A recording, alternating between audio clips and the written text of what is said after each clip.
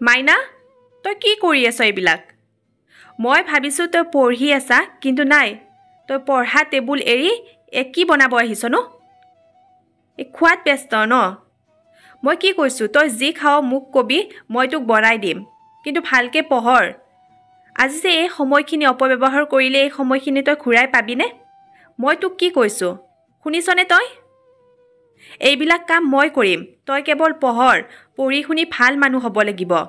আৰু আজিকালিতো দেখিছয়ে নপঢ়িলে একো কামেই নাই মাইনা যাচোন যা তই পঢ়া টেবুলত যা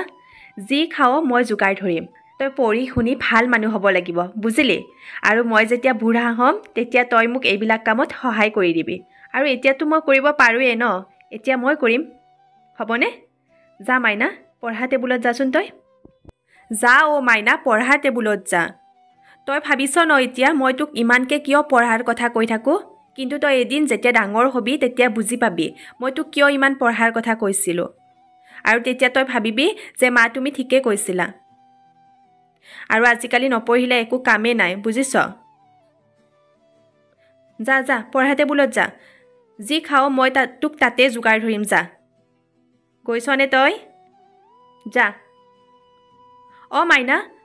এই স্কুলৰ পৰা আহিছহে ঘৰটো মই সাৰিম যাচোন তই অলপ ৰেষ্ট ল নহ'লে সন্ধিয়া পঢ়িবৰ সময়ত টোপনিয়াই থাকিবি আৰু এই তই যে কৈছিলি কিবা বুজি পোৱা নাই কিতাপখন ওলাই থবিচোন মই বুজাই দিম পিছত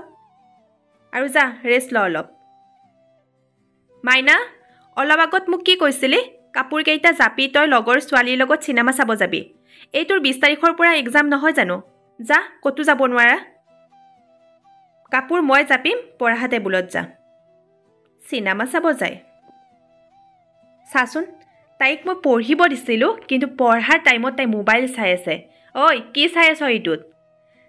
আজিকালি মানে এই ল'ৰা ছোৱালীবিলাকৰ কি হৈছে এই মোবাইলটো মানে নিচা হৈ গৈছে যেন মোবাইলটো নহ'লে সিহঁতে চলিবই নোৱাৰে দেহৰ এটা অংগ হৈ পৰিছে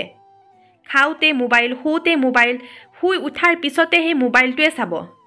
যেন মোবাইলটো নহ'লে সিহঁতে চলিবই নোৱাৰে যা মোবাইলটো থ কিমান আৰু এইটো পিটিকি থাক চকুকেইটা যাব তোৰ বুজিছ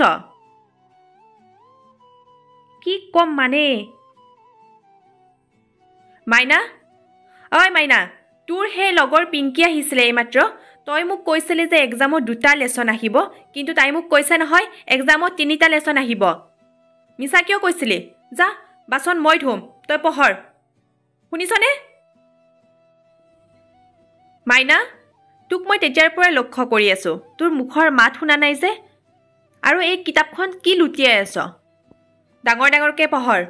মই পাকঘৰৰ পৰা তোৰ মাত শুনিব লাগিব বুজিলি নে পঢ়ৰ ডাঙৰ ডাঙৰকৈ পঢ়ৰ মা তুমি দিয়া কালিবোৰ কামত আহিল জানা আৰু আজি মই সৰুকৈ হ'লেও কিবা এটা কৰিব পাৰিলোঁ